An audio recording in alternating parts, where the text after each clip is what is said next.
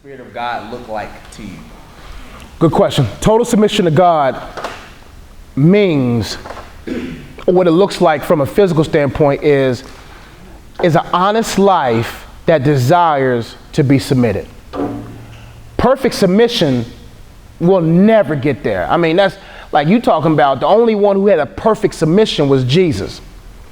But when a person has a heart that desires to be submitted, will inevitably be more submitted than they used to be. The lifestyle of that person looks like this. The remorse after they sin is so dense, so heavy, that they humble and they submit immediately. Submission goes into, God, I'm so sorry, I'm a humble. You know you hurt God, you can't even lift your head, man. Not because you don't feel worthy, it's just like, man, why are you still so good to me, man? Like, over time, when we get older in our faith, I can only talk about me because I lived only one life. For me, man, it was like when you become aware that what you're doing was evil, deceitful, manipulative, you can't help but be mad. That first time you feel that way, but your heart will still lead you to do the same thing over and over again, and it begins to weaken the potency of that conviction.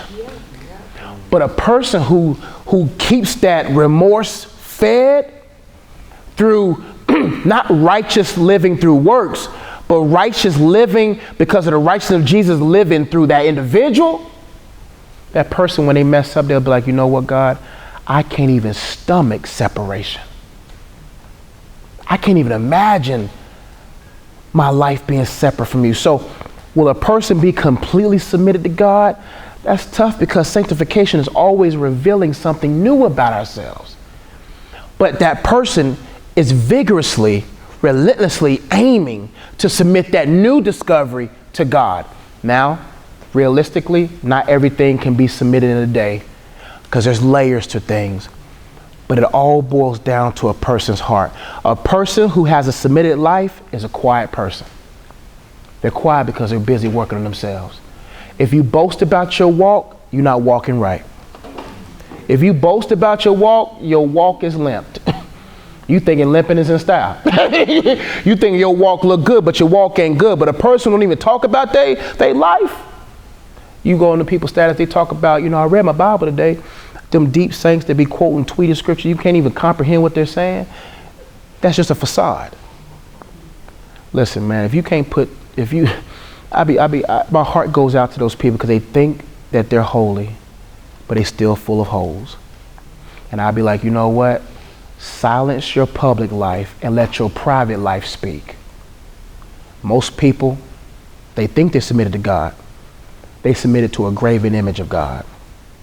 But when you're truly submitted to God, you have a quiet life, but an impactful one. The quiet giants, the silent giants, the people you feel their faith before they speak. You feel the disciples were quiet and they walked by people and they didn't say, you're healed, walk and pick up your bed and walk. No, they just walked by. If your relationship with God is not quiet enough, but potent enough, then chances are you're not even walking with him.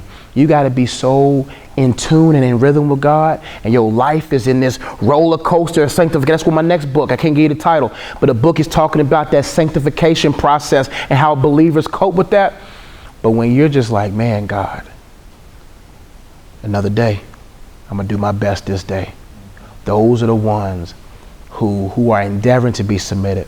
But those who you hear their faith before you see their faith, have no faith. You ought to see their faith before you hear about their faith. Those are the people who have long-lasting impact. The practical evidence of a person who's doing that, they're bearing the fruit of the Spirit. They love quietly, their joy is quiet, their patience is quiet, but you see it. That make sense? Next question.